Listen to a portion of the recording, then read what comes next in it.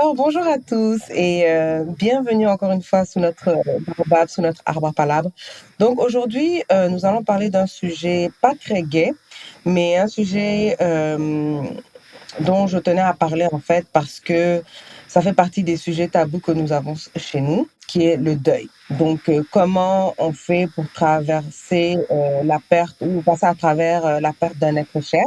En Afrique de l'Ouest en général, comme je dis encore une fois, je parle de ce que je connais, on ne parle pas de deuil. Quand tu perds quelqu'un en général, on va te dire, ah oui, il faut prier, ça va aller, c'est pas grave, c'est Dieu qui l'a rappelé et tout. Ah, ou bien tu crois pas. Oui, tu crois et tu sais que bon, si Dieu l'a rappelé à un certain moment, tu peux rationaliser pour te dire oui, si Dieu a rappelé la personne à un certain moment, c'est que bon, c'était son heure, etc., etc. Mais il n'empêche qu'il y a des sentiments qui viennent avec, par lesquels il faut que tu passes en fait, et tout, et des épreuves par lesquelles il faut que tu passes pour accepter en fait la disparition de cette personne-là. Donc aujourd'hui, pour parler de ce sujet, j'ai demandé à une très bonne amie à moi qui malheureusement est passée par cette expérience-là, si elle voulait bien partager avec nous comment ça s'est passé et comment elle le vit aujourd'hui. Et donc voilà, Dieu merci, elle a accepté. Et puis donc voilà, donc coucou Georgette, bienvenue sous le baobab. Salut Jenaba, salut tout le monde. Ça va bien? Ça va et toi? Ça va, super. Donc, petite histoire, Georgette et moi on se connaît depuis 2008, c'est ça, hein, 2008? Mhm. Ok. Ouais, quelque chose comme ça, 2007-2008, à l'université. À l'université de Sherbrooke. Ça fait loin, hein. Souvenir. Souvenir, souvenir. En tout cas, donc Georgette, vraiment merci d'avoir accepté de partager ton expérience. Et bon, comme on en a parlé déjà, je te disais, pour moi c'est quelque chose d'important et j'ai tout de suite pensé à toi quand ce sujet m'est venu en tête. Donc vraiment, je suis contente que tu as accepté d'en parler ouvertement. Donc comme je dis, sens-toi très à l'aise. Et puis bon, là je vais te laisser maintenant expliquer en fait qui tu as perdu, quand est-ce que ça a arrivé, et puis tout ce qui s'est passé en fait pour amener à ça en fait. Merci Jenaba. Et puis merci d'avoir pensé à moi. Comme tu dis, souvent c'est un sujet tabou chez nous. On ne parle pas des sentiments, on ne dit pas ce qui fait mal, on reste souvent renfermé sur nous-mêmes. Mhm. Et on a de la difficulté à exprimer ce qu'on ressent à l'intérieur de nous, ou parce qu'on ne nous laisse pas, ou tout simplement parce qu'on a peur de dire qu'est-ce qu'on ressent. Tout à fait. Donc, moi, il y a déjà 3 ans de ça, j'ai perdu ma maman Mhm. à la suite d'une bataille contre le cancer. Mhm. J'étais très, très proche de ma maman. Ma mère, c'était ma meilleure amie, c'était ma mère, c'était ma confidente. Bon, c'était pas rose tout le temps, on va s'entendre. On se disputait comme toutes les mères et filles. On a un historique quand même de friction. Il y a des choses qui n'étaient pas forcément parfaites entre nous, mais ça restait la personne la plus importante dans ma vie, je dirais. Et donc, la perte de ma maman, ça a été... Mon Dieu. J'en parle aujourd'hui, 3 ans plus tard, et j'ai encore les larmes aux yeux parce que je pense pas qu'on guérisse du deuil, mais ça a été... J'ai pas seulement perdu ma maman ce jour-là, ce 2 mai-là, mais j'ai perdu une partie de ma confiance en Dieu. Mm. Et je suis sûre que les gens qui nous écoutent en ce moment doivent dire, oh, comment elle peut dire un truc comme ça? Qu'est-ce que ça veut dire ça? Mm. Comment elle a été élevée? Mon père le premier, s'il m'entend, je suis sûre que je vais me prendre une engueulade après. Mm. Mais moi, j'ai été élevée dans la religion comme beaucoup d'entre nous, Mhm. et on m'a toujours dit, la foi déplace des montagnes, Mm. demande et tu recevras. Tout à fait. J'ai toujours été celle qui aidait son prochain, qui faisait des dons, Oui. j'ai toujours suivi en fait les recommandations, les commandements qui nous ont été. Et donc je me rappelle ce matin-là, j'étais dans la chambre de ma maman quand les infirmières sont rentrées et elles m'ont dit... on avait passé toute la nuit, on n'avait pas dormi. Elles essayaient de me convaincre de me reposer. Il était 7 heures du matin. Je venais de mettre ma tête sur le coussin et j'ai senti comme une douleur dans ma poitrine. J'ai ouvert les yeux et j'ai vu que la poitrine de ma mère bougeait. Donc je me suis dit, ah, c'est rien. Ce n'est que par la suite qu'on m'a appris que les nerfs continuent à fonctionner en quelque sorte et que c'est pas qu'elle respirait. C'était les derniers soubresauts, chose que je n'avais pas comprise. Et donc, quand les infirmières sont rentrées dans la chambre et qu'elles m'ont dit elle ne respire plus, son cœur ne bat plus, même à ce moment-là, j'avais encore la foi. Je me suis levée, je me suis approchée du lit de ma mère, je l'ai secouée, je l'ai appelée, et dans ma tête, c'était sûr, en fait, il y avait aucun doute possible que le bon Dieu allait m'accorder un miracle et que ma mère allait ouvrir les yeux. Au moment où j'ai réalisé que en fait non, et il allait pas m'accorder ce miracle-là, j'ai arraché ma chaîne de mon cou et je portais ma croix. Et je suis venue pour jeter ma croix dans la chambre et c'est comme si quelque chose me retenait la main. Je n'étais pas capable de le faire. Donc j'ai pris la croix et je l'ai mise dans mon sac. Et par la suite, bien entendu, comme chez nous, c'est commencé, les gens arrivent, les prières, les machins. On est rentré à la maison, dès qu'on est rentré, en fait, même pas 2 heures après, les gens commencent à arriver, présenter les condoléances. Moi, ma maman, elle avait toujours voulu être enterrée au Liban, donc c'est travailler avec le consulat, les papiers. En fait, je suis tellement dans le moment que tu réalises pas, en fait, forcément ce qui est en train de se passer. Parce que tu as la tête prise et moi, je suis l'aînée. Entre mon petit frère et moi, il y a 6 ans, je me sentais la responsabilité de prendre les choses en charge. Mes parents sont divorcés et don't get me wrong, mon papa était à nos côtés tout le temps, à l'hôpital et tout, mais sur le coup, ça reste ma responsabilité en tant qu'aînée de mettre les choses en place. Et donc, sur le coup, oui, tu as mal, tu as l'impression que c'est un cauchemar, tu as l'impression que tu vas te réveiller et qu'on va te dire tout va bien, mais tu réalises pas l'étendue de la situation. Et donc, le temps qu'on aille au Liban, que l'on revienne à Montréal, à l'époque, je vivais encore en Californie, que je mette en ordre les papiers ici, que je prépare tout pour que Samir, ce soit facile pour lui de continuer et que je reparte aux États-Unis, c'est là que ça m'a frappée. Là, j'ai reçu une claque. Je me suis dit, non, mais elle est plus là. Il y a rien, en fait, que je puisse dire ou que je puisse faire qui va la faire revenir. Et j'étais en colère. Et à aucun moment, je n'ai perdu la foi. À aucun moment, je n'ai dit, le bon Dieu n'existe pas. Non. J'ai toujours cru qu'il existait. J'ai toujours su au fond de mon cœur qu'il est là, qu'il existe. Mais j'étais tellement en colère contre lui et je ne comprenais pas. Donc non seulement j'avais la perte de ma mère, mais c'est comme si je vivais la perte de mon père, du bon Dieu, en même temps que la perte de ma mère. C'est ça.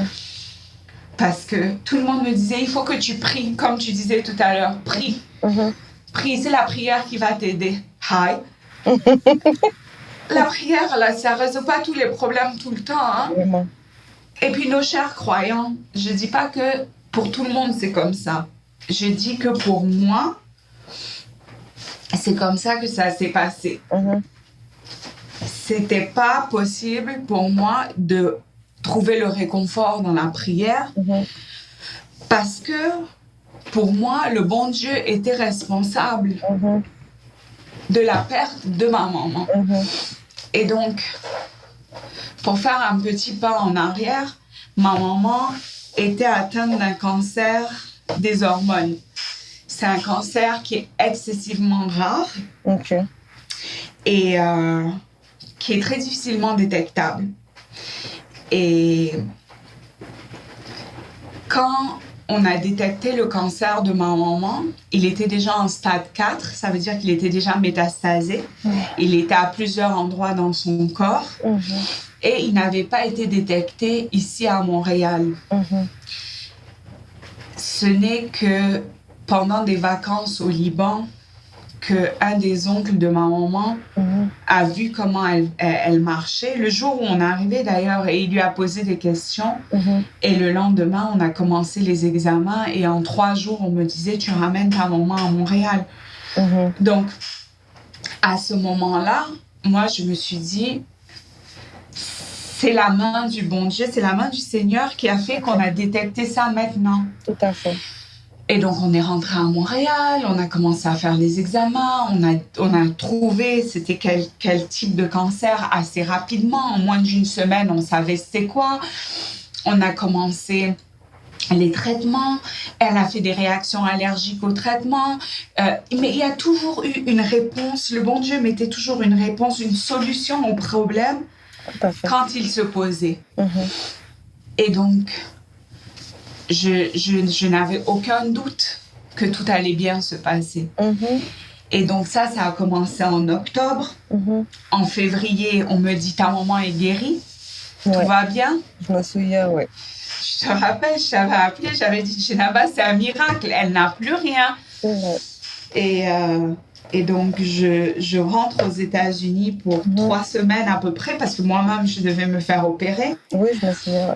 Je reviens à Montréal pour Pâques et j'arrive, et ma surprise de voir ma mère méconnaissable. C'est-à-dire?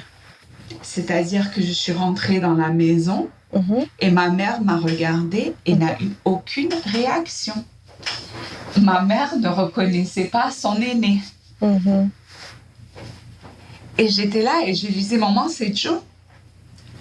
Et elle m'a regardée et je pense qu'à un moment, elle a eu un soubresaut de lucidité. Elle m'a reconnue, elle m'a un petit peu parlé, mais elle n'était plus là. Elle était dans un état, je ne comprenais pas ce qui se passait. Et on a fêté Pâques, c'était le vendredi saint que je suis arrivée. On a fêté Pâques et le lendemain, le lundi de Pâques, je la prenais à l'hôpital.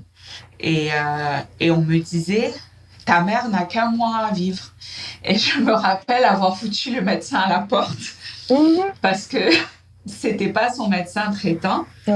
Et je lui ai dit, je ne vous permets pas de me donner une échéance sur la vie de ma mère. Vous n'êtes pas le bon Dieu. Sortez de la chambre. Et il avait été voir la tante de ma mère et il lui avait dit, Madame Karam, il faut parler avec votre petite fille. Elle est dans le déni et tout. Et elle était venue me voir, ma grand-mère, me dire, Joe, écoute, j'ai dit, je ne suis pas dans le déni. C'est moi qui ai traversé toute la maladie avec elle, toutes les séances de chimio, tous les traitements de radio, tous les rendez-vous chez les médecins. J'ai dit, cette maladie, malheureusement, personne ne la connaît mieux que moi, à part elle. Donc, qu'on ne vienne pas me dire que je suis dans le déni. Je ne suis pas dans le déni. Je comprends très bien la situation. Mais je refuse qu'un être humain, aussi médecin soit-il, vienne me dire que ma maman n'a plus que 1 mois à vivre. Et là, en fait, c'est la foi qui te parle, en fait. Cette foi en Dieu que tu as, en fait, au fait que, comme tu dis, il est capable d'opérer des miracles, en fait. Exactement, c'est ma foi qui parlait. Et il y a quelqu'un un jour qui m'a demandé, c'est quoi la foi? Pendant cette période-là. Et je l'avais regardé, j'avais souri. J'avais dit, la foi, c'est un peu comme la folie. On ne sait pas, on ne voit pas, on ne peut pas prouver, mais on est convaincu. Tout à fait. on est convaincu. Et moi, dans mon cœur, j'avais cette conviction que mon père ne me laisserait jamais tomber. Et donc, après tout ça, je rentre aux États-Unis, je m'assois, je regarde autour de moi et je dis, il m'a laissé tomber. Me revoilà dans un pays qui n'est pas le mien, loin de ma famille, à vivre un deuil.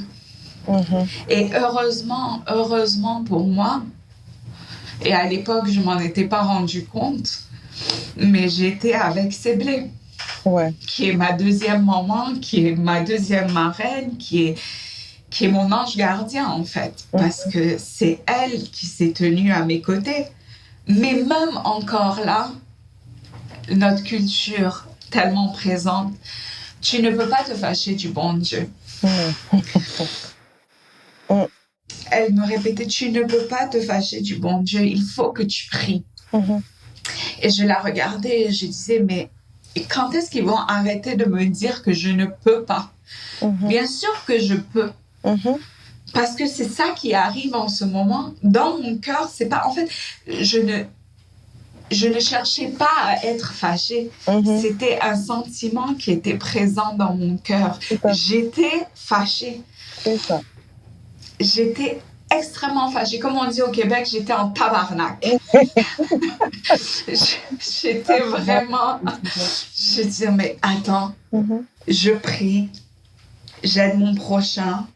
Je suis toujours là pour les gens qui ont besoin de moi. Je dis jamais non. Je vais à la messe. Mais en fait, qu'est-ce que j'ai manqué? Où j'ai loupé? C'est quoi que j'ai loupé dans ce qu'il me demandait de faire? Pourquoi il me punit? En fait, le truc, c'est pourquoi il me punit? Qu'est-ce que j'ai fait de mal pour mériter une aussi grosse punition? Je ne suis pas mariée. J'ai pas d'enfant. Oui, c'est vrai, j'ai 38 ans, mais j'ai l'impression que la vie commence. Tout à fait. Et je n'ai pas ma mère à côté de moi. Les choses qui ont commencé à passer dans ma tête, c'est mais le jour où je vais me marier, qui va être à côté de moi? Qui va me dire que tout va bien aller? Qui va m'aider à me préparer? Qui va m'aider à choisir ma robe de mariée? Le jour où je vais avoir un enfant, qui va se tenir à côté de moi? Qui va me dire qu'est-ce qu'on fait pas? Avec qui je vais me disputer? Parce que j'étais pas dans la land non plus, en pensant que si ma maman était là, tout aurait été beau. Non, je savais qu'on se serait engueulé, que je me serais énervée, qu'elle se serait énervée. J'étais au courant, mais même ça me manquait. De savoir que même ces disputes-là, elles n'auraient pas lieu. Et donc, j'étais comme j'ai dit, j'étais vraiment fâchée, mais surtout, j'étais perdue. Toute notre vie, on nous dit « Tourne-toi vers le bon Dieu quand ça va pas et quand ça va. » Mais là, je devais me tourner vers qui? C'est ça. Et j'appelais mon père pour lui parler et il me répétait la même chose que Séblé. Ah non, Joe, arrête de blasphémer. C'est pas comme ça que je t'ai élevé. Il faut que tu pries. Il faut que tu aies la foi. Mais j'ai la foi. Le problème, c'est pas que j'ai pas la foi. J'ai la foi. Mais j'ai pas confiance. C'est très différent. J'ai pas confiance. S'il m'a laissé tomber pour une chose aussi importante, qu'est-ce qu'il me dit que mes petites prières de tous les jours, il va les exaucer? Exactement. Et donc, mon père s'énervait contre moi. Moi, je m'énervais contre mon père. Je savais plus vers qui me tourner. Et puis, bien entendu, personne ne veut parler. Non. On parle pas de ces choses-là chez nous. Et donc, je me rappelle un jour, j'étais au bureau, j'avais la tête baissée et j'ai ma directrice qui passe à côté de moi, Sharon. C'est pas seulement ma directrice, c'est une très bonne amie, c'est une mentor, c'est tout. Et elle me voit, j'ai les larmes dans les yeux. Et c'est une femme de Dieu. Surtout, ce qui est important à dire ici, c'est que c'est une femme de Dieu. Elle me dit, viens dans mon bureau un peu, on va parler. Et donc, je me lève. Et je vais m'asseoir dans son bureau avec elle. Et elle me dit, parle. Et c'est la première fois depuis que j'ai perdu ma maman que quelqu'un me dit parle. Et je la regarde, et c'est une afro-américaine, et je la regarde et je me dis, mais est-ce que j'ai bien entendu? Parce que pour moi, ils ont à peu près la même culture que nous. Oui, bien sûr. Et elle me dit, parle. Alors je la regarde, je dis, parle. Elle me dit, oui, parle, exprime-toi. Tu as les larmes dans les yeux, tu as les larmes dans la gorge, tu as le cœur serré, mais tu ne parles pas. Parle-moi. Et là, tout est sorti. Je ne pouvais plus rien garder. Des larmes, au rire, aux cris, toute ma frustration contre Dieu, tout ce que je n'osais pas dire à voix haute parce que on me disait chut. C'est ça. Tout est sorti. Et elle m'a regardée et elle m'a dit, est-ce que tu te fâches contre ton papa? J'ai dit, contre mon papa à Montréal? Elle me dit, oui, tu as pas, elle me dit, oui, tu as pas 10 000 papas. J'ai dit, oui, je me fâche. Elle dit, est-ce que ça vous est déjà arrivé l'un ou l'autre de perdre patience? J'ai dit oui. Elle dit, tu as déjà levé la voix?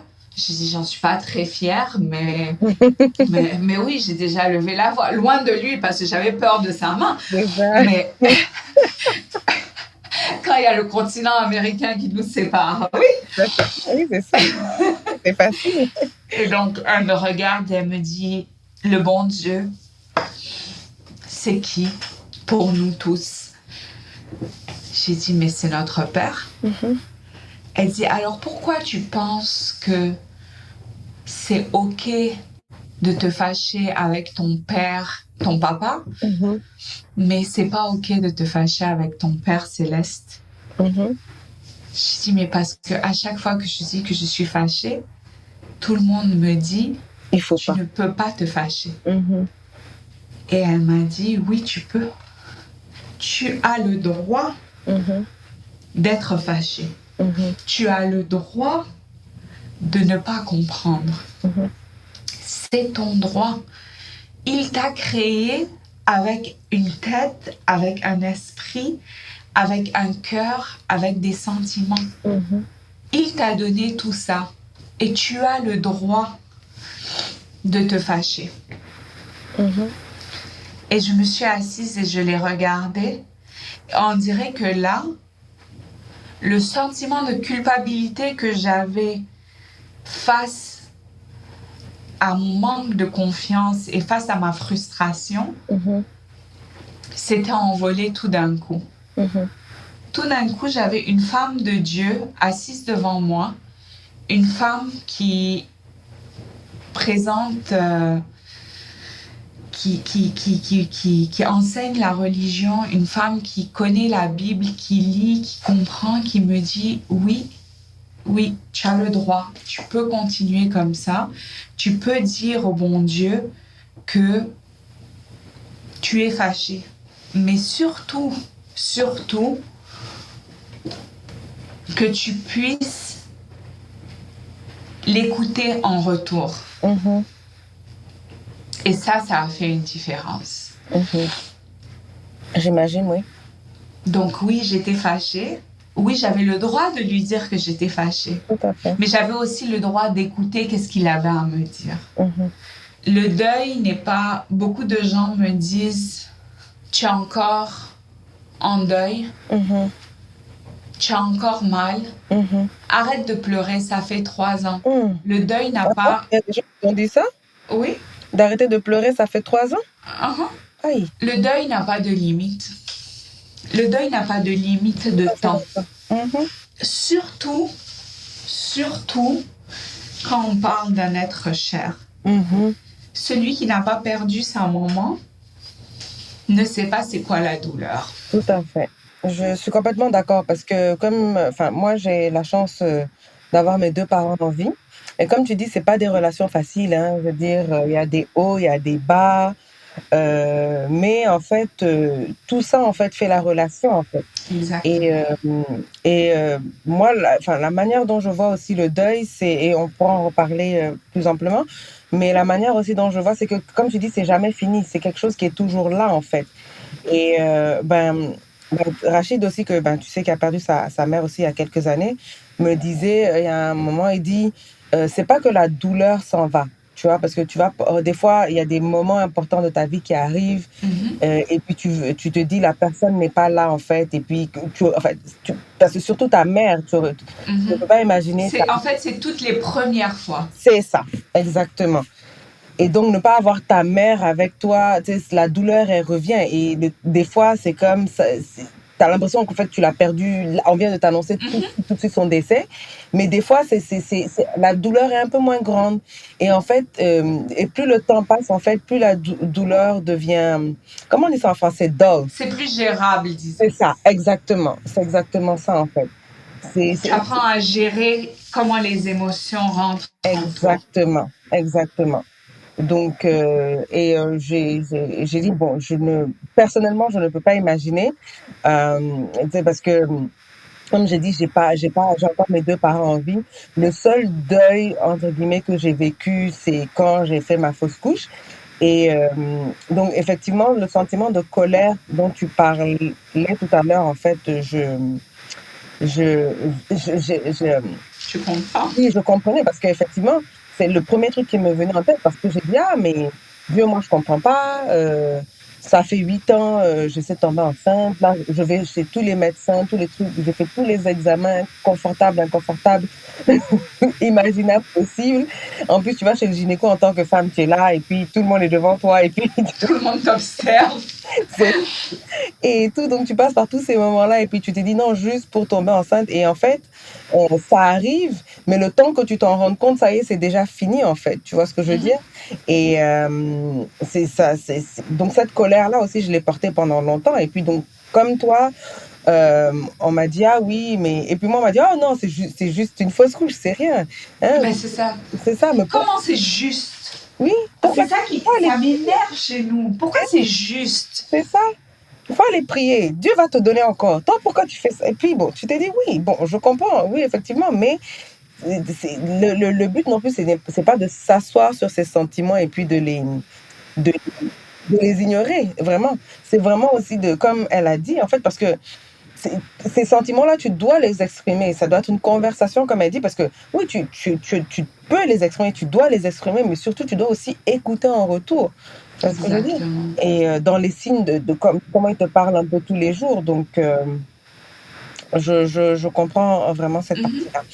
Et donc, l'autre partie sur laquelle aussi je voulais dont on parle et tout, donc je me dis, OK, après la colère par laquelle tu es passée et puis cette, cette conversation en fait que tu as eue avec Sharon en fait. Parce que je sais effectivement, parce que quand on s'était vu à Napa là et tout, je me souviens qu'on avait un peu parlé de ça et tout, donc, mais je voulais en fait que tu élabores un peu plus, genre entre justement quand tu es sorti en fait de cette étape là et que tu as, genre où tu as eu où tu n'as pas réalisé en fait et que tu es et là en fait que après que tout est vraiment retombé dessus et que tu passes par ces sentiments là et que ce soit vraiment le sentiment de colère qui reste et tout. Et après, et de culpabilité aussi, parce que comme on disait, les gens qui te disent tout le temps, ah non, arrête, ah non, tu dois pas faire ça, Dieu va te punir, Dieu va te punir. Alors que toi, tu sens quand tu es déjà puni, en fait. Exactement. Tu vois ce que Il va me punir plus comment, en c'est ça? fait? Il va me faire ça. Qu'est-ce qui peut être pire? C'est ça. Tu sais, Jenaba, Mhm, on a une autre chose dont on ne parle pas dans nos cultures, mais mhm, comme tu dis, il peut me faire quoi de plus? Tu sais, ça va surprendre beaucoup de nos proches qui vont écouter ce podcast, me connaissant. mhm, Mais moi, quand ma maman est décédée, mhm, si c'était pas de la présence de Samir, mhm, moi, je suivais ma maman. mhm, En fait, justement, qu'est-ce qu'il peut me faire de pire? mhm, La mort, mais la mort serait une délivrance. La mort serait une délivrance. mhm, J'avais tellement mal que j'aurais préféré mourir. mhm, Et je me réveillais tous les matins et je ne me faisais pas de mal à moi-même mhm, parce que je me disais, mais si toi tu t'en vas, Samir, qu'est-ce qui se passe avec Samir? mhm. qui se tient debout à ses côtés si toi, tu n'es plus là? Et par la suite, je me suis rendu compte que ça, c'était le bon Dieu qui me soufflait ces paroles-là. Tu as mal, tu veux mourir, mais ne fais pas ça. Il a besoin de toi. Et du coup, donc quand tu es passé par la colère, la culpabilité, et justement après cette réalisation qu'effectivement tu avais le droit d'exprimer tes sentiments, en fait, combien de temps a duré en fait cette période et puis quelle est la réalisation que tu as faite aussi à la fin de cette période-là en fait? Je pense pas que cette période soit finie, Ok. pour être honnête, parce que j'ai encore des moments où je m'assois, des moments qui sont plus difficiles dans ma vie, où je m'assois, où j'ai besoin de ma mère. Parce que 3 ans plus tard, ça m'arrive encore quand je suis dans le moment, comme on dit, de prendre mon téléphone pour l'appeler et puis je dis, mais merde, en fait, je peux pas l'appeler, tu vois. Et il y a des moments de ma vie où il y a des trucs comme ça qui se passent et je regarde le ciel et je dis, mais pourquoi? J'ai encore mal. J'ai encore des soubresauts de pourquoi tu m'as fait ça? Et après ça, je me calme. Je regarde le ciel à nouveau et je lui dis, je vais jamais savoir pourquoi, mais j'ai confiance que c'était pour le mieux. Peut-être pas pour moi, mais pour elle. Ouais. Because at some point, it's not about you anymore. It becomes about the person who left us. Et ça, c'est une réalisation qu'il faut qu'on fasse quand on est dans le deuil. Et c'est impossible à faire quand on vient de perdre un être cher. Mais par la suite, il faut qu'on réalise que c'est pas à propos de nous. Le bon Dieu ne nous fait pas quelque chose à nous en tant que personne. C'est à propos de cette personne-là qui est partie. Quand Covid a commencé et que j'ai pensé à ma mère, tu sais quelle a été ma première réaction? J'ai remercié le bon Dieu que ma mère ne soit pas tombée malade ou que ma mère n'ait pas été malade pendant cette période de Covid-là. Ah, ça aurait été beaucoup plus difficile. Non seulement ça aurait été beaucoup plus difficile pour nous de gérer le fait qu'il ne faut pas qu'elle attrape quelque chose, c'est ça, mais pour elle. Tout à fait. Je rappelle ma maman comment elle était sociable, elle avait toujours des gens à la maison et tout. Je te jure. Ah donc à elle, tu vas dire que non, les gens ne peuvent pas venir chez elle, que ses enfants ne peuvent pas fêter Noël avec elle. Ça. Samir et moi on parlait de ça la dernière fois, il m'a regardé, il dit elle allait nous faire nous tous déménager chez elle à la maison. Claire. Le go ne veut pas, ok. On va régler le problème de Logo. C'est tout. Tout le monde déménage chez elle à la maison. Non, mais ça aurait été impossible pour elle. Lui dire qu'elle ne peut pas voir ses enfants. C'est ça. Même le vilain chien de Samir, là, Monsieur Pamouk, il fallait qu'il soit là tous les week-ends. Elle me regardait, je disais, maman, je suis allergique. Tu sais que je suis allergique. Elle me dit, mais le pauvre. Ah, maintenant, le chien, le pauvre. Moi, mon allergie, c'est pas grave. Ok, j'ai compris. Non, mais ouais, il faut qu'on réalise que souvent, c'est pas à propos de nous. Moi, quand j'étais fâchée, mon truc, c'était je suis une bonne chrétienne, je prie, j'aide mon prochain, je.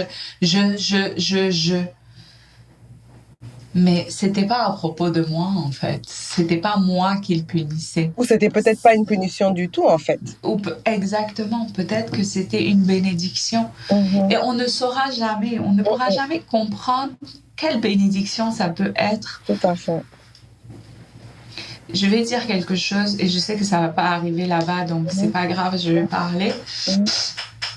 Le jour de l'enterrement de ma maman, on était à l'église.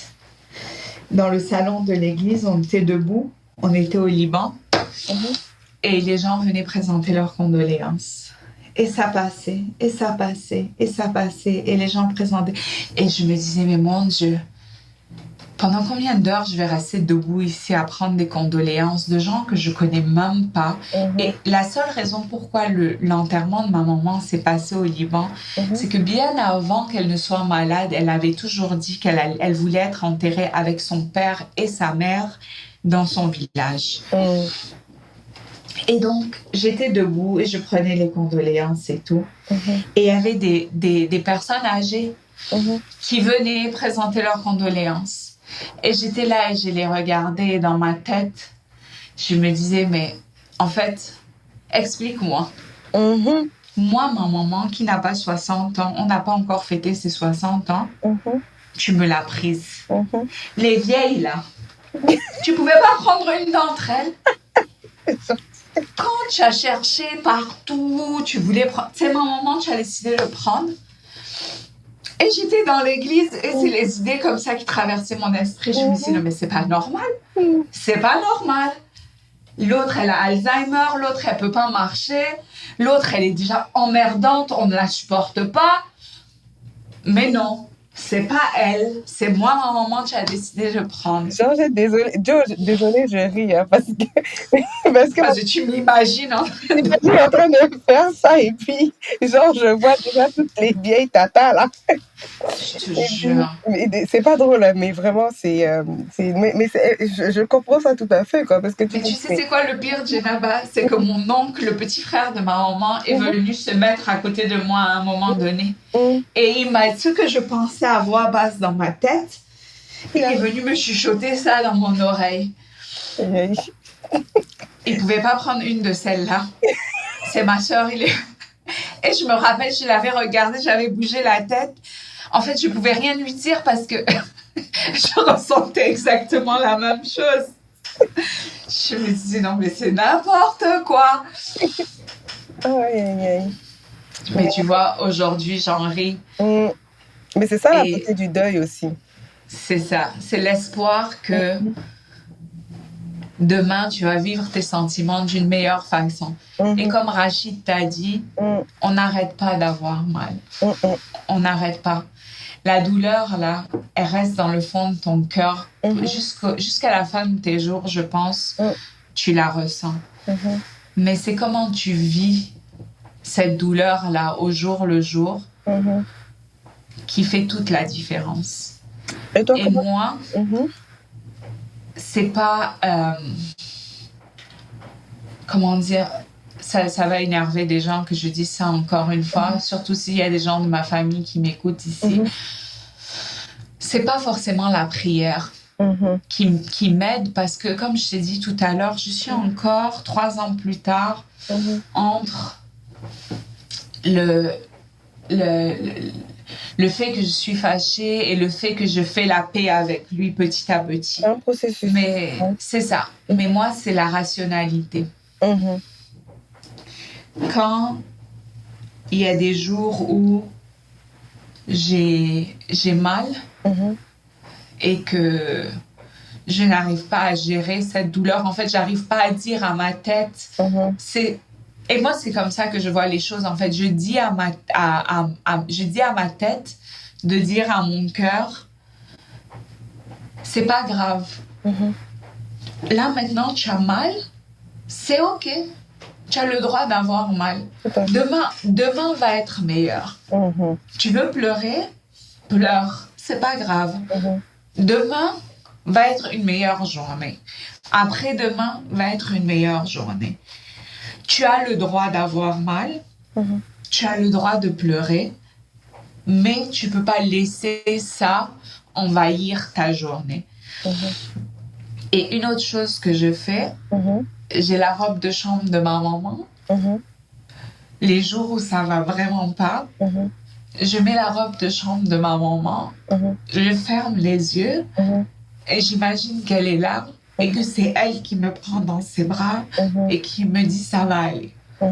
Et c'est comme si je pouvais la sentir au plus près de moi, qui me disait, qui me chuchotait à l'oreille, ça va aller. Parce que même s'ils ne seront pas là physiquement avec nous, je reste convaincue qu'ils deviennent des anges qui veillent sur nous. Oui. Et ma maman, me l'a montré à quelques reprises que elle était là et qu'elle veillait. D'accord. Je sais pas si je t'ai raconté cette histoire. Ça devait faire 2 semaines, 3 semaines que j'étais de retour aux États-Unis. Mhm. Et tu sais comment mon travail est. C'est toujours sur le go, toujours des réunions, toujours. Et donc, je suis assise à mon bureau et Samir m'appelle. Mhm. Il cherche son diplôme universitaire. Ouais. Joe, je trouve pas mon diplôme. Je dis, OK. Je dis, Samir, regarde ici. Samir, regarde là-bas. Il raccroche, il me rappelle, il raccroche, il me rappelle. Il me fatigue. Mhm. Je suis en réunion, j'essaye de me concentrer, j'ai du travail. J'ai plein de choses, en fait. Mhm. Et je raccroche, je prends la tête entre mes mains Mhm. et je suis en train de pleurer et je dis, maman, je t'en prie, je n'en peux plus. Je n'en peux plus. La façon dont tu l'as gâté, Mhm. je ne peux pas gérer de la même façon que toi. Fais quelque chose. Il n'arrête pas de m'appeler. Je ne sais pas, il est où son diplôme. Mhm. J'ai pas fini de faire ma prière que il m'appelle à nouveau. Mhm. Je dis, je vais le tuer. Je dis, oui, Samir. Mhm. Ça faisait pas une seconde que je venais de finir ma prière. Il me dit, j'ai trouvé mon diplôme. J'ai dit, où tu as trouvé ton diplôme, Samir? Mhm. Il me dit, dans le premier tiroir de la commode de maman en bas de ses sous-vêtements. Je lui dis, mais Samir, je t'ai pas dit regarder là-bas. Il dit, je te jure, c'était pas là-bas. Est-ce qu'il avait mal regardé? Est-ce que... Peu importe. Peu importe. Ouais. Mais je sais que c'est elle qui a intervenu Mhm. parce que j'étais au bout Ouais, ouais. et j'étais sur le point de craquer. Mm. Et à Abidjan, et moi c'est comme si je sens son odeur en fait de temps en temps. Mhm. Et j'étais à Abidjan et il y a une dame d'église encore une fois qui me regarde et qui me dit comment va ta maman? Comme ça. Genre, Et tu la connaissais pas. Non, en fait c'est une copine d'une de mes tantes. Ok. On était à la maison et puis ma tante me dit viens dans le salon. Mhm. Et maman Angèle dit à ma tante va me chercher ta Bible s'il te plaît. Mhm. Elle prend sa Bible, on est assis et elle me regarde, elle me dit comment va maman? Je tourne la tête, je regarde ma tante, façon de dire je la trouve pas drôle celle-là. C'est ça. Je pense que c'était le deuxième Noël sans maman. Ouais. Ça faisait pas très longtemps. Ouais. Et donc je regarde ma tante et je la regarde Mhm. et elle me dit ne t'inquiète pas. Mm. J'ai dit pardon. Elle dit ne t'inquiète pas. Elle va bien. Mm. Elle est là, elle est derrière toi. Ok. Et quand elle m'a dit elle est derrière toi, je me suis retournée. Mhm. Parce que j'étais convaincue en fait que je pouvais la sentir derrière moi. Tout à fait. Et tu vois, ça c'est une question de foi. Tout à fait. Complètement d'accord. Quand on revient à la foi et que je disais j'ai pas perdu ma foi, j'ai perdu ma confiance, Tout à fait. ça c'est la plus grande preuve de ma foi. Mhm. Parce que les anges existent Mhm. et ma maman, c'est un ange. Mhm. Je n'ai aucun doute sur le fait qu'elle soit devenue un ange aujourd'hui. Et ça m'aide à traverser des moments difficiles. Parce que je me dis, elle est bien. Ouais. Elle va bien. Elle n'a plus mal. C'est ça. La maladie n'est plus là. Nous, on la voit pas. Mhm. Et ça nous rend tristes. Mais elle nous voit. Donc, elle n'est pas triste. Donc, comme je disais, en fait, quelque chose dont on a parlé effectivement quand on préparait cet enregistrement-là, comme je disais, hindsight is always 20/20. Donc, c'est sûr que tu sais, il y a beaucoup de choses que tu réalises maintenant, mais que quand tu étais dans le moment, tu ne voyais pas, tu ne comprenais pas, et que tu n'entendais pas, et puis c'était même impossible si on t'avait dit ça à ce moment-là, tu aurais insulté la personne, tu l'aurais sifflé pour dire mets-toi à côté, quoi. Tu vois ce que je veux dire, non? Donc, je me dis maintenant que effectivement, tu es encore dans le deuil. Et en fait, quelque chose aussi que j'ai lu sur le deuil, c'est il n'y a pas de temps défini pour le deuil. C'est, je veux dire, il y en a, c'est chacun fait son deuil comme il, pas comme il le sent, mais oui, c'est ça, comme chacun fait son Comme ça vient. c'est ça, comme il le sent en fait, tu vois, parce que Mhm. le deuil, c'est dans toutes les situations.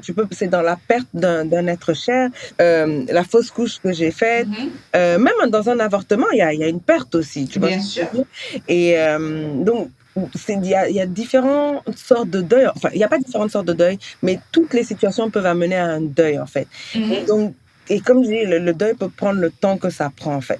Il y a pas de date limite. Mais la question que j'ai par rapport à ça, c'est que même si tu es encore dedans et que certains jours sont plus faciles que d'autres et que tu es en train de te réconcilier avec pas te réconcilier avec ta foi, mais plus apprendre à réavoir confiance en Dieu, en fait, au fait que Mhm. effectivement la foi que tu as en lui peut déplacer des montagnes. Même si tu es encore dans ce processus-là, est-ce qu'il y a des choses que tu sais maintenant, que tu vois maintenant, que tu comprends maintenant, que tu penses que tu pourrais dire à la Georgette au moment où malheureusement Tanti est parti et que tu peux lui dire en fait pour la rassurer en fait et pour l'aider dans cette expérience là en fait que tu es en train de traverser quoi. Je pense que la première chose que je lui dirais, c'est de ne pas se sentir coupable. Mhm, Parce que il n'y a pas, il n'y a pas de règles par rapport aux sentiments. mhm, Je ne suis pas une mauvaise personne mhm, parce que je suis fâchée. mhm, J'ai le, j'ai le droit de ressentir cette injustice-là. mhm, Je pense que ça, c'est la première chose que je lui dirais. mhm, N'aie pas honte de te sentir comme tu te sens et ne te sens pas coupable. Parce que mhm, ça fait partie de la vie.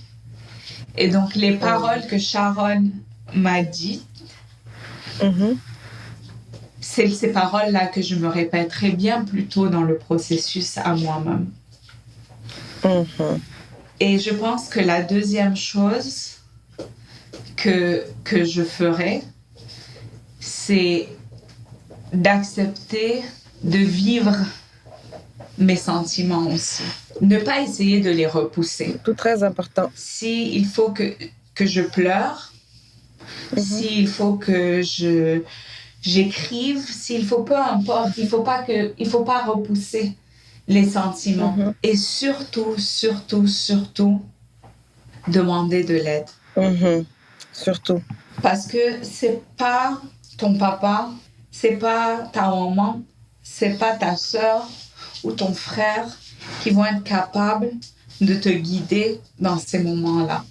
Parce que eux-mêmes sont en train de dealer avec la situation à leur façon. Tout à fait. Moi, je sais, mon papa, quand tu lui dis, tu vas aller voir une psychologue, il te regarde, il te dit, mais tu n'es pas folle. Pourquoi? Bon, ça s'est amélioré maintenant depuis le Canada. Le Canada a aidé un petit peu, je pense, la situation. Mais ça c'est la réponse de nos parents africains. Je veux voir un psychologue, mais tu n'es pas folle. Bien sûr. Moi, mais pourquoi? Il faut me parler. Mais pourquoi? Je les regarde, je dis, non, mais j'ai C'est pas ça. envie de te parler. En fait. Ou va prier. Pourquoi tu fais ça? Va Non, Dieu prendre, n'aime pas ça. Il faut aller exactement, va prier. prendre Va ta te parler. Bible, va. Pourquoi? Ça va t'aider, va. Prie, prie. Je dis, non, mais en fait, je veux pas prier. Je veux qu'on m'explique pourquoi je me sens comme je me sens. Arrêtez de me dire d'aller prier. Arrêtez de me dire de vous parler. Vous comprenez pas ce que je vous dis. Des fois, je parlais avec mes proches parce que, tu sais, la sœur de ma maman, la grande sœur de ma maman, qui est ma marraine, qui est la personne que je dirais qui est la plus proche de moi après ma maman, c'est ma tante Michou. Ma tante Michou, c'est Oui. même du vivant de ma maman, c'était mes mamans en fait. Mais même elle, des fois je lui parlais, mais j'avais l'impression qu'on ne parlait pas la même langue.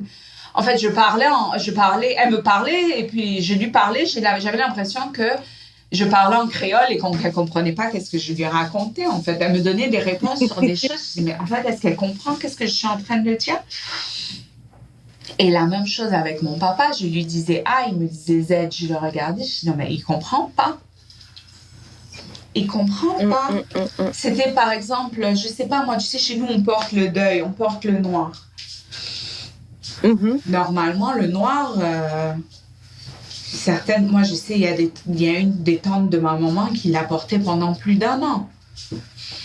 Et moi, ma mère, après le décès de ma grand-mère, c'était la première perte vraiment que je vivais. On avait été au Liban pour l'enterrement. Quand on est revenu du Liban, peut-être 2 semaines après le décès de ma grand-mère, ma mère m'a regardée, elle m'a dit, tu enlèves le noir. J'ai dit, mais maman, ça fait même pas 1 mois. Elle m'a dit, je m'en fous, tu enlèves le noir. Et donc, quand ma maman est décédée, j'ai eu, tout en sachant qu'elle ne voudrait pas que je porte le noir, enlever le noir a été une épreuve pour moi. Et heureusement que j'avais Séblé qui était là pour m'encourager à enlever le noir. Et elle me disait, bon, au moins mets du noir et du blanc, tu vois. Mais quand j'essayais d'expliquer à mon père, par exemple, ou à ma tante, j'avais l'impression qu'ils ne comprenaient pas ce que je disais. Aujourd'hui, quand je regarde de l'extérieur, ma tante, elle a perdu sa moitié. Ma tante, aujourd'hui, elle est perdue. Entre ma tante et ma maman, il y avait 9 mois. C'était comme des jumelles. Elles étaient tout le temps ensemble. Donc, c'était pas forcément la personne qui aurait pu le mieux me guider parce qu'elle-même, autant qu'elle nous aime et qu'elle veut tout ce qu'il y a de mieux pour nous, elle-même, elle était en train de faire face et elle fait toujours face à une situation qui est très difficile. C'est ça, elle peut pas vous aider pendant qu'elle-même elle est en train de s'aider, quoi, en fait. Et mon papa, la même chose. C'est vrai que mes parents n'étaient plus ensemble, mais il faut pas oublier que mon père et ma mère, c'était des amis d'enfance. C'est des familles qui se connaissent, qui ont des liens depuis des années. Donc, c'est pas les personnes qui sont le mieux placées pour te guider ou bien pour te soutenir dans ces moments-là. Il faut parler avec une personne neutre. Oui. Et je dis pas que tu es obligé de prendre des médicaments, des antidépresseurs, des ceci ou des cela. Des fois, tu as juste besoin de t'asseoir sur un canapé et de parler. Et de laisser les choses sortir. Et de pleurer. Et en fait, de même te contredire dans ce que tu dis, c'est pas grave. Mais d'avoir une oreille attentive qui est neutre. Et c'est pas obligé d'être un psychologue. Je veux dire, il y a des gens qui sont pas à l'aise avec les psychologues ou ce terme-là. Oui. Mais ça, mais il y a Sharon. Voilà, il y a Sharon. Ça peut être, tu sais, il y a des gens, des hypnotiseurs, par exemple. Oui. Moi, j'ai découvert ça il y a peut-être 2 ans de ça. Ça a fait une différence dans ma vie. Jihan, elle a vraiment fait une différence dans ma vie. Jihan a réussi à me ramener dans mon happy place de quand j'étais enfant. Et aujourd'hui, quand il y a des moments où je n'arrive absolument pas à gérer une situation, pas forcément le deuil, ça peut être le stress au travail, ça peut être plein de choses. J'arrive à me ramener moi-même dans cet endroit qui, quand j'étais petite, m'apaisait. Et ça fait toute la différence dans ma vie. Donc, il y a plein de ressources qui sont disponibles. C'est pas obligé que ce soit un psychologue. Ça peut être un hypnotiseur, ça peut être un acupuncteur, parce que des fois, c'est juste les nerfs qu'il faut relâcher. Ça peut être une personne proche de toi, mais qui n'était pas proche de cette personne qui est partie ou de cette situation. C'est ça. Qui va être... Ou même... Oui, vas-y, continue. Donc, qui va être capable de t'écouter et de trouver les mots qui vont apaiser ton cœur et ton esprit. C'est ça. Des fois, ça peut être aussi ton guide religieux, que ce soit le prêtre ou le prêtre ou le musulman. Le prêtre ou l'imam, quoi. Bien sûr. Parce que je veux dire, Parce qu'il y en a qui sont pas forcément dans l'optique de ah non, faut aller prier, faut aller prier. Il y en a qui savent qu'effectivement, prier, en fait, parler, en fait, c'est comme prier aussi. Tu vois ce que je veux dire? Le fait d'exprimer, en fait, ce qu'il y a dans ton cœur, même si Dieu le sait, mais le fait de le sortir, c'est comme prier, en Mais fait. oui, Tu vois ce que je veux dire? Donc, c'est, et le fait, il y en a, en fait, ils sont plus à l'aise aussi à se confier avec leur guide religieux et c'est tout à fait OK mais aussi. oui, Donc, si tu as un guide religieux qui est capable de t'écouter et de te guider sans te faire te sentir coupable parce que justement tu es fâché, mhm, bien sûr. Moi, j'ai essayé avec le prêtre, mais bon, les Arabes, c'est ça, les actes. je te jure. Non, mais parce que quand maman est décédée, on a fait l'enterrement et tout au Liban, on est revenu à Montréal. Beaucoup de ses proches, ils étaient à Montréal. Il fallait faire quelque chose ici. Alors, j'ai été à l'église libanaise Mhm, pour demander qu'on fasse une messe pour maman, mhm, où les gens ont été conviés à venir se recueillir à prier. Mais mhm, quand j'ai été la première fois à l'église pour demander au prêtre et tout, et qu'il a vu l'état dans lequel j'étais, ça faisait même pas un mois qu'elle était décédée, le commentaire qu'il m'a fait, je l'ai regardé, je dis non mais lui, mhm. zéro barré, Claire. zéro barré. Il m'a dit, prie, salé bente, prie ma fille. Je l'ai regardé, je dis, se fout de ma gueule lui. Comment prie? Quand tu me regardes là, est-ce que j'ai envie de prier? Je suis fâchée, tu me dis de prier. Mais il y en a qui dans ces périodes de deuil là, malheureusement, comme tu dis aussi, perdent la foi. Mais c'est pas parce que en fait, oui, tu sais, parce qu'effectivement, comme je dis, l'événement est un choc et puis comme je me rappelle de la réaction que tu dis avoir enlevé ta croix en fait et vouloir la jeter. Donc, qui est une réaction normale au choc que tu viens de recevoir. Mais il y en a qui perdent réellement la foi après. Mhm. Parce que comme toi tu dis, tu n'as pas perdu la foi, c'est vraiment la confiance. Mais il y en a qui perdent carrément la foi justement C'est vrai. à cause des personnes justement autour d'elles qui en fait, leur Qui empire la situation. empire la situation en fait, pousse la religion dans leur visage, genre non, faut que tu pries, non, c'est normal, pourquoi pas, non, faut rien ressentir, non, tout va bien, genre non, en fait, j'ai vraiment besoin De ressentir, d'exprimer mes choses. et de Oui, passer et de faire ce processus-là et puis de le faire de bout en bout pour moi-même devant pouvoir vous dire je prie, oui, et quand je prie, je suis sincère dans ma prière en fait. Et je suis sincère dans ma relation avec Dieu en fait. Parce que justement, c'est comme quand tu es fâché avec quelqu'un ou bien que, pas forcément tu es fâché, mais que tu as des sentiments envers quelqu'un qui ne sont pas exprimés. Ça peut être du ressentiment, ça peut être de la colère, ça peut être tous ces sentiments-là dont on ne parle pas. Dès que tu en as un peu avec quelqu'un, ça ça va être fait que ça grandit. c'est ça.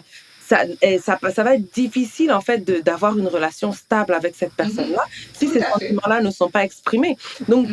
tu peux pas dire tu veux avoir une relation avec Dieu et puis genre et puis toi-même aussi te sentir bien parce que comme tu disais c'est it's not about you anymore. Tu vois ce que je veux dire? Exactement. Le truc, c'est que, genre, les sentiments là même que tu veux exprimer, c'est même plus par rapport à ta relation avec Dieu ou bien dire ta foi ou whatever, mais c'est parce que juste toi, à un moment donné, tu veux pouvoir te sentir bien Oui, et tu veux pouvoir extérioriser, sortir. C'est comme un verre d'eau qui est trop plein, en fait. Tu veux pouvoir le voilà, vider tout avant à fait. d'avoir à recevoir, en fait, de l'eau propre, quoi.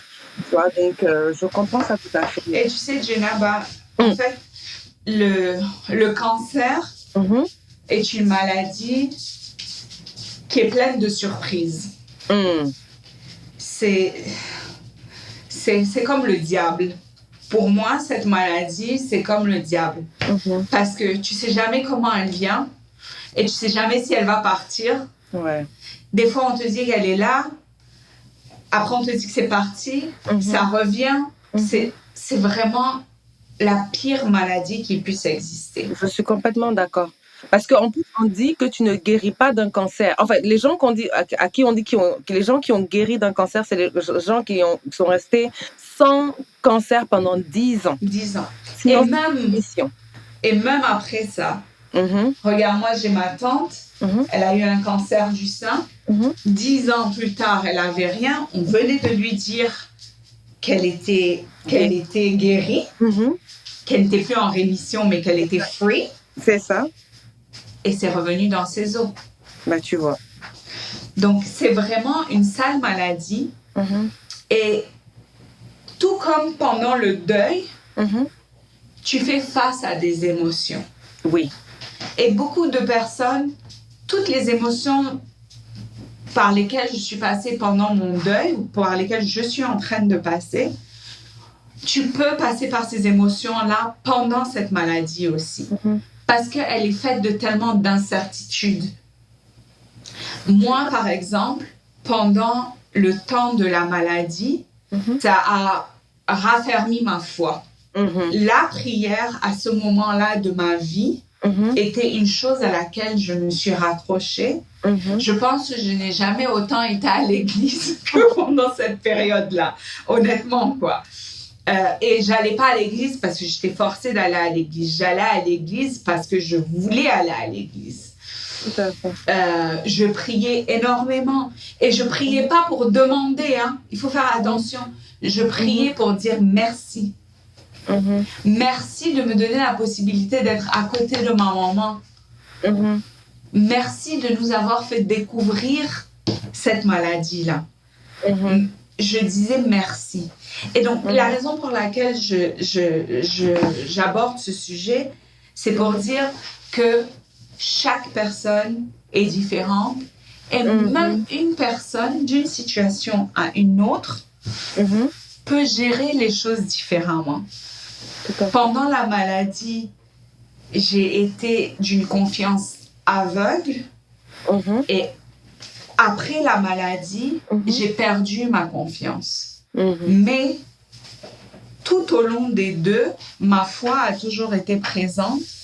Et donc, on peut vivre et réagir de façon différente en étant une même personne. Tout comme on peut réagir de la même façon, de façon constante. Il n'y a pas de réponse claire et juste quand il en vient au deuil ou à la maladie.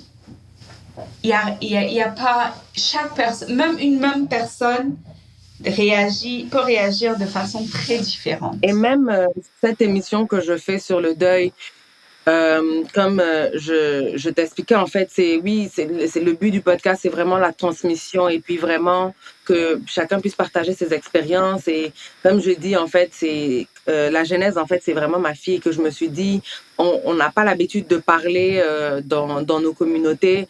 Et donc, c'est pour ça que il y a cette image de l'arbre, du baobab, en fait, l'arbre à palabre, en fait, où on vient s'asseoir et partager. Le fait de faire cette émission sur le deuil ne fait pas que, par exemple, moi, demain, je touche du bois, si je perds un de mes parents, je dis, ah, tiens, Georgette est passée par ça, donc ça va être super facile, voilà comment est-ce que je dois réagir, voilà ce que...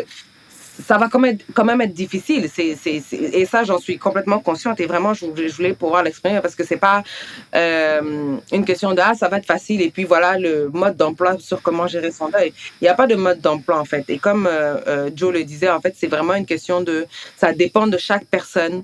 Ça dépend de beaucoup de facteurs en fait. Il n'y a pas de comment dire ça, de procéder, une recette. Tu mets combien de grammes de farine, combien de grammes de tel gramme de colère, tel gramme de culpabilité, tel gramme de C'est vraiment une question de chaque personne construit sa propre recette en fonction de ses expériences, de son vécu. Et de comment en fait il a l'habitude de faire face aux situations quoi. Mais je tenais vraiment à faire cette émission là parce que comme je disais en fait c'est vraiment quelque chose dont on ne parle pas et c'est quelque chose de vraiment difficile qui se vit difficilement pour beaucoup mais en fait mais on peut pas savoir parce que les gens n'en parlent pas.